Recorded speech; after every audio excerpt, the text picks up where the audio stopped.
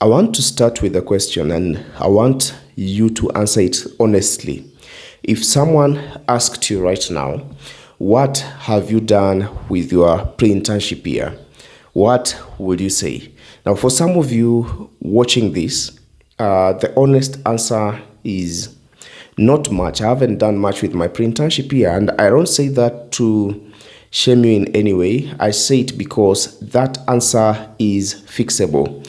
Now, it's fixable starting today, starting with this particular episode. Now, for others of you, you have been doing things, but you haven't been able to name them clearly.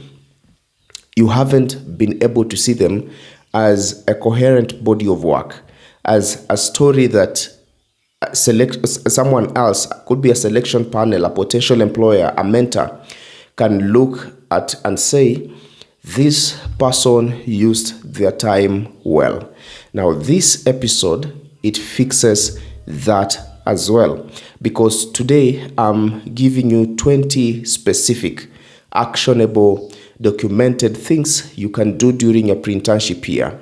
Not 20 vague ideas, but 20 concrete moves that you can take. And I've broken them into 5 categories. Each one is building something real. Each one is documentable. Each one contributing to the professional you're becoming. And this is the episode I wish someone had handed me at the beginning of my gap year. Now, let us begin looking at each of these 20 actionable items. Before we do that, welcome back to After Campus series. And this is episode 10, and what a week it has been. And that is week 2. We started on episode 6 with an honest overview of the pre-internship period. And then episode 7, we talked about mental health, the psychological weight of this time and how to protect yourself within it. And then in episode 8, we looked at how to keep your clinical skills sharp without a formal placement. And then week 9, we looked at your CV, how to build it, frame it, and make it tell your story properly. And today, in episode 10, we bring everything together. Now, 20 productive things to do during your pre-internship year, a resource you can return to anytime you wish. You can screenshot it, you can share it with your colleagues, come back to it every time you feel like the gap year is getting away from you. Now, let's build the list together. And before we go through the 20, I want to explain how they are organized, because this is not a random list. It is not.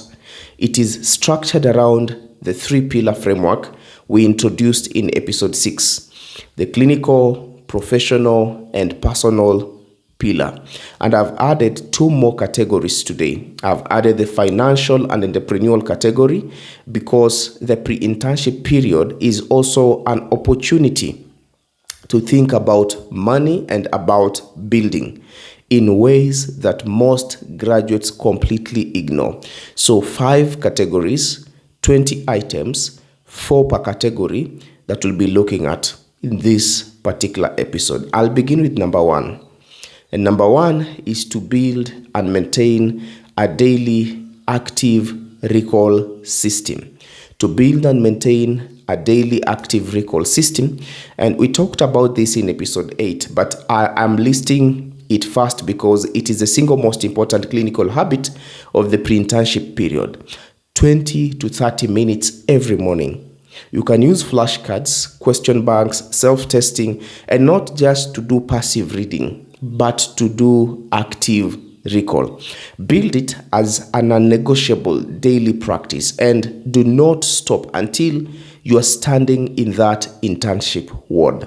This one habit, if you maintain it consistently, will do more for your clinical confidence than anything else on this list. Number 2, join or create a clinical case discussion group. Now, find 2 to 4 other pre-interns. Meet twice a week with them, virtually or could be in person, and one person can present a case and everyone works through it together. You can look at the differentials, the investigations, the management discussions, all of those. This keeps your clinical reasoning sharp in a way that solo study cannot. It keeps you accountable, of course. It keeps you connected to a community of peers who are in the same situation. And of course, it keeps clinical thinking feeling like a living, active practice rather than something you used to do. That was number 2. We move to number 3. Volunteer in a clinic or a clinical or a community health setting. Now find a facility, a program or outreach initiative that will take you. A community health center, an NGO health program, a faith-based clinic, a dispensary. Go regularly, even once a week, even in an observation or patient education capacity. Being physically present in a healthcare environment, watching, thinking, asking questions will keep your clinical instincts alive and your confidence intact. And it generates civic content at the same time. Do not forget that. And this is one of the highest return activities on this entire list. That was number 3. We move to number 4. In number 4, review current clinical guidelines on your specialty area. Now set aside 30 minutes every Sunday, or could be any other day. Pick one clinical area. Read the current guideline, not a textbook from 3 years ago, the current updated evidence-based guideline. Kenya clinical guidelines could be one of it. WHO guidelines, the SIGN guidelines, the NICE guidelines. And by the time your internship starts, you will be more current than graduates who have been working for months. And being the intern who knows the current standard of care, that is noticed. That can easily be picked and can easily be noticed. That was number 4. We move to number 5. Complete at least one online short course or certification. Now pick one area that genuinely interests you. It could be public health, pharmacovigilance, research methods, medical writing, health informatics, bioethics, epidemiology, or even global health. Now platforms with free or low-cost options are the following. We have Coursera, we have edX, we have FutureLearn, we have Allison, we have WHO OpenHO, we have John Hopkins, and then we have Bloomberg School online courses. Many of these are free and you can audit them. Some offer certificates on completion. A completed documented short course in a relevant area on your CV in your professional summary is evidence that you are someone who does not wait to be taught. You seek out. That is what it speaks. That quality is exactly what good employers and supervisors are looking for. That was number 5. We move to number 6. Build a complete professional LinkedIn profile and use it. Not just create it. Build it properly. Professional photo, a strong headline that goes beyond your degree, a summary that tells your professional story. Very important. All your education, certifications, volunteer work, and experience need to be documented on your profile, and then use it. Post once a week, a clinical insight, a reflection on your training, a response to a health news story, something that shows that you are thinking, learning, and engaged needs to go on your LinkedIn profile. We have a full episode dedicated to LinkedIn coming in week 3. But start building now, because every week your delay is a week of professional visibility lost. That was number 6. We move to number 7. Attend at least 2 professional forums, conferences, or seminars. Now, student associations run these conferences or forums. Medical associations run them. Universities run them. NGOs and global health organizations also run them. Now, many are free for students and recent graduates. You just need to avail yourself. Go for those conferences and forums. Not just to receive information, but to be in the room, to meet people, to introduce yourself. Okay? to listen to professionals at different stages of their careers talking about work that matters. Now, every forum you attend is a potential connection. Every forum you attend is a potential connection. And every open door, even if you don't walk through it right now or right away, is a door that exists because you showed up. Not because you sat away, but because you're present and that door opened. That was number 7. Number 8, reach out to one mentor or senior professional every month. Do that every month. Not to ask for a job, not to ask for a referral, just to connect. To ask a genuine question about their career path. To request 15 minutes of their time for a conversation.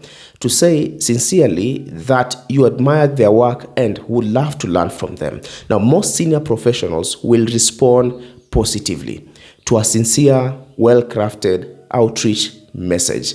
And a mentor relationship, even an informal one, is worth more to your career than almost any certification or short course.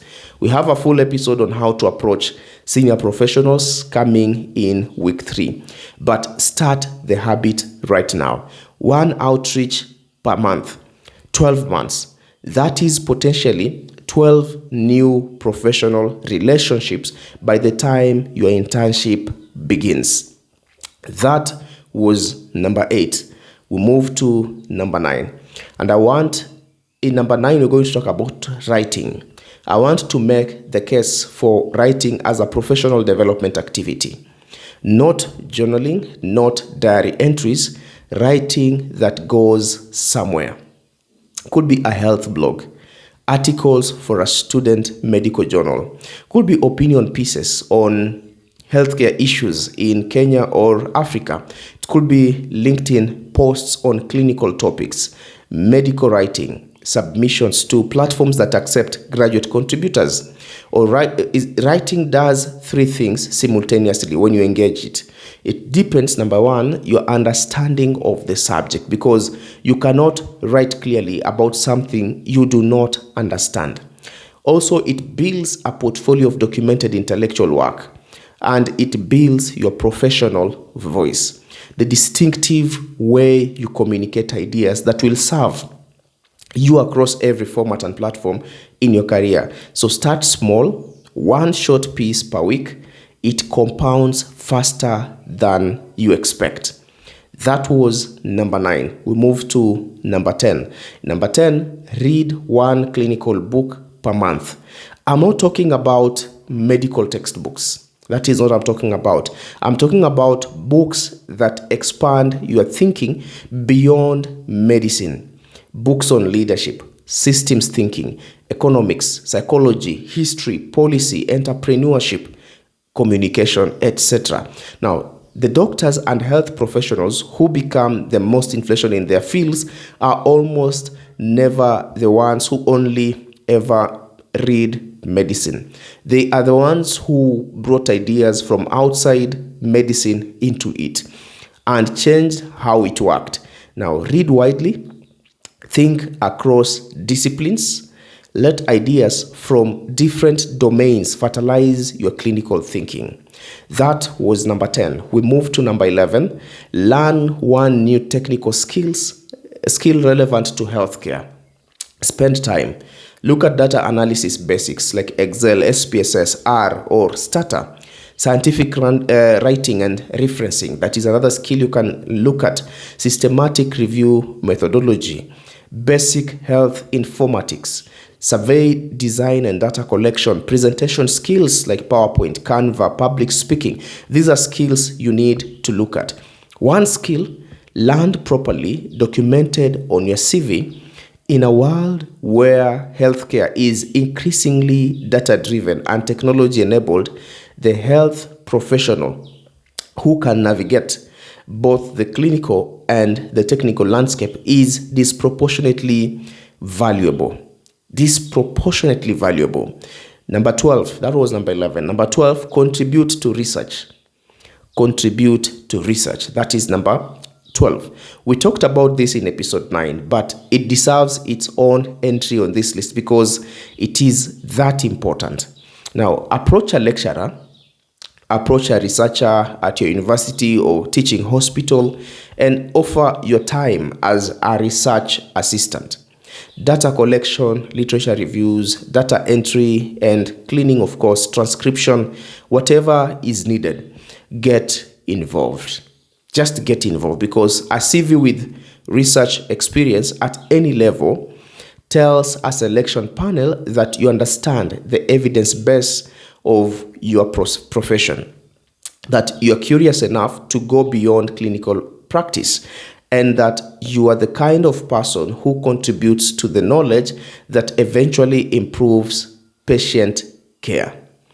I want to spend a moment on something that is almost never addressed in professional development conversations for health graduates, and that is money.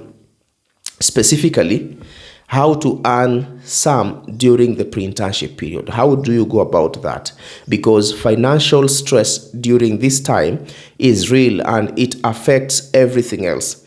Your mental health, your productivity, your ability to invest in professional development. So here are 4 things to consider when you're thinking about how to make money. Number 13 is about medical writing and health content freelancing. Now, your clinical knowledge, now from number 13 going onwards, the areas you can look at when you want to make money. Your clinical knowledge is genuinely valuable to organizations outside of direct care. Now, pharmaceutical companies, health communication agencies, NGOs and public health organizations, digital health platforms, health blogs, and media outlets, all of them need people who can write accurately and accessibly about health topics. And most of them struggle to find people who combine clinical knowledge with career communication skills. And you have both. I've done it. I've earned from medical writing. Now start small. Volunteer to write for a student health journal.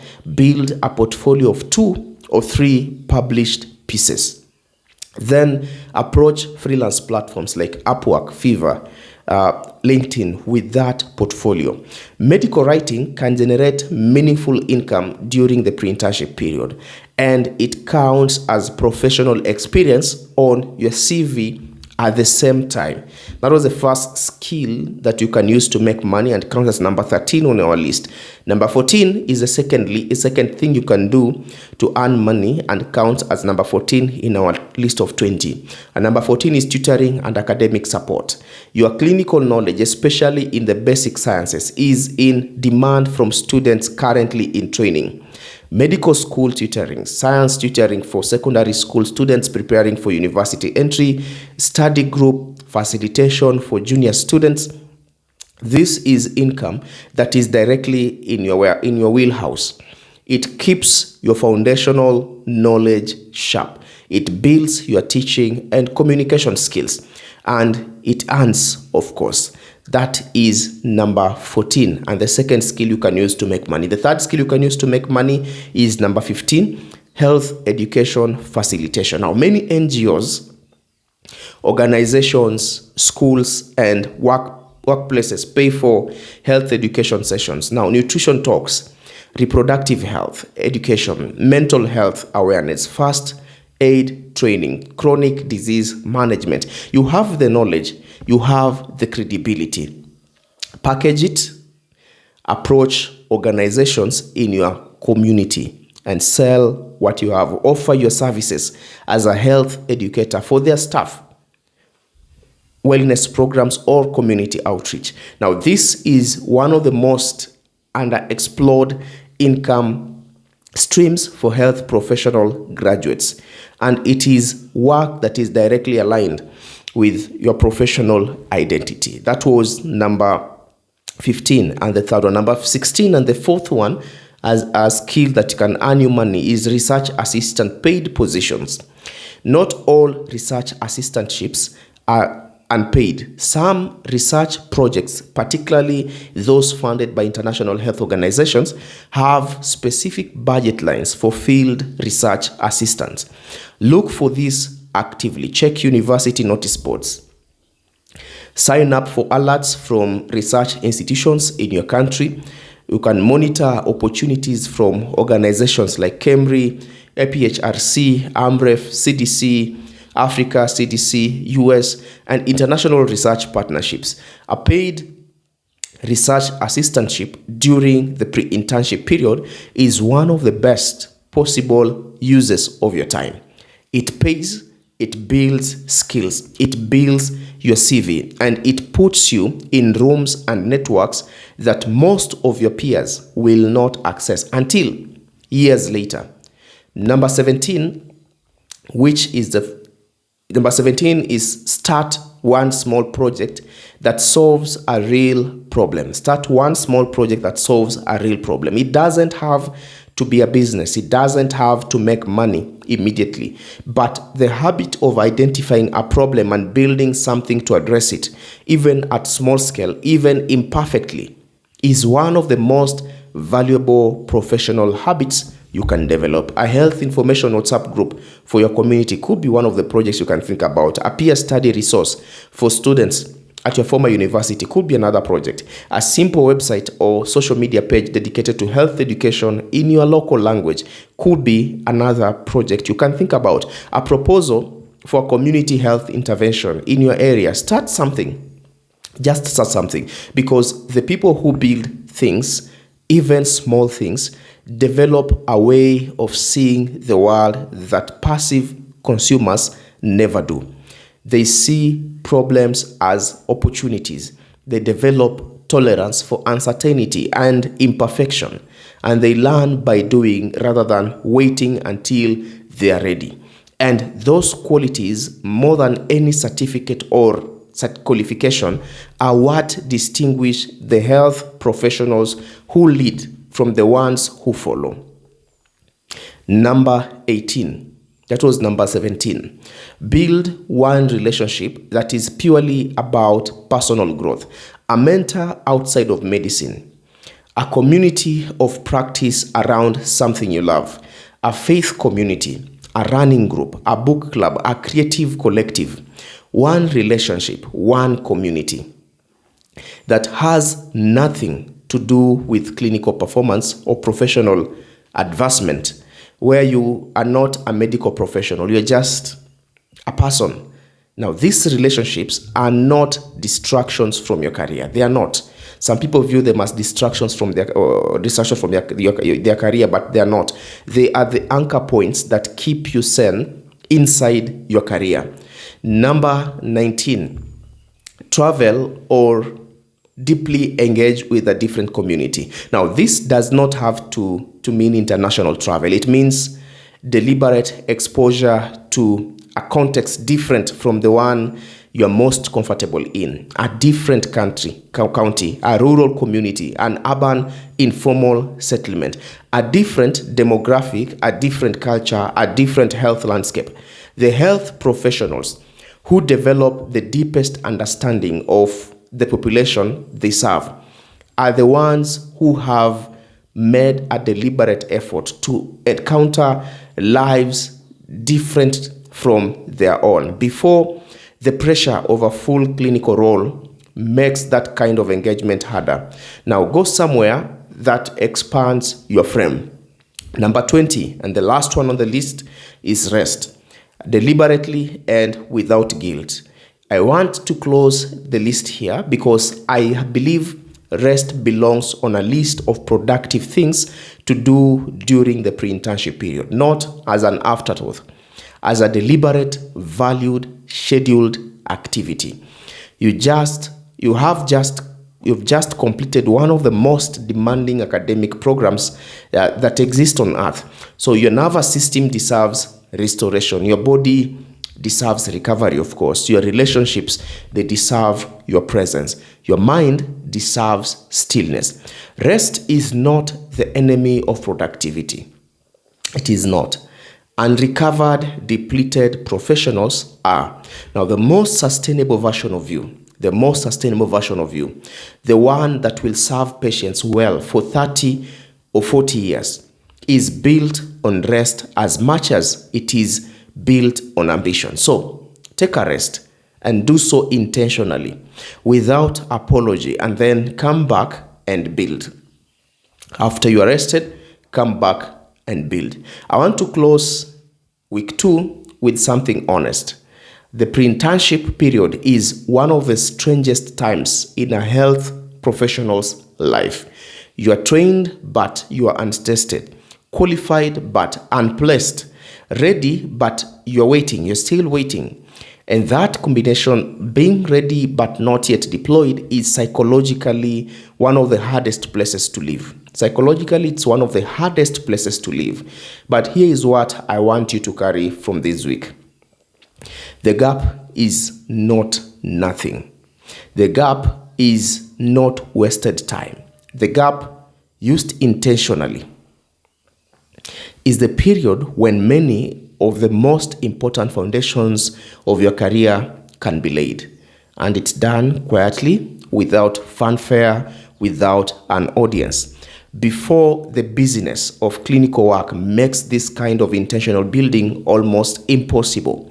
Now, the 20 things on this list are not 20 things you have to do. They are 20 things you can do.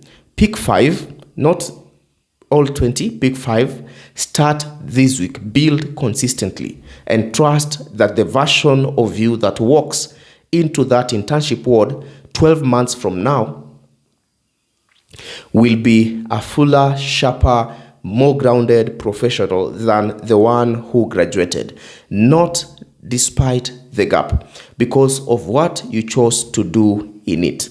That is episode 10 of After Campus series. We've done 9 episodes so far, and that is the end of week 2 of After Campus. What a week this has been. We went deep on the pre-internship period from every angle: the framework, the mental health, the clinical maintenance, the CV, and now the full list of what to do with the time. Before you go, 2 things I'll ask of you, as I've always done. The first is for you to move to the comment section.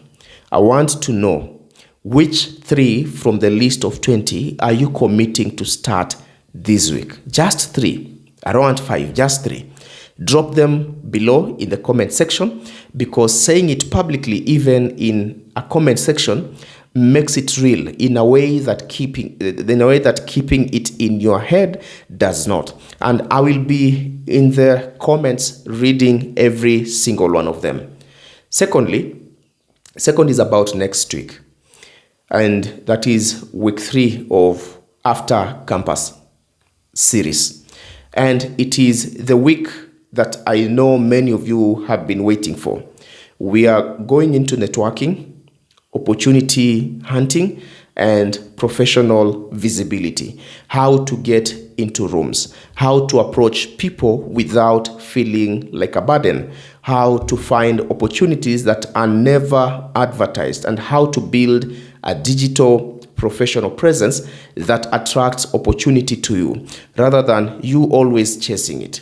It is a practical, specific, immediately actionable week, and it starts in the next episode. Have a good one, rest, do so deliberately without guilt, and I will see you on the next episode, the first episode of week 3. This is Dr. Libea Bethwell, and this is After Campus series.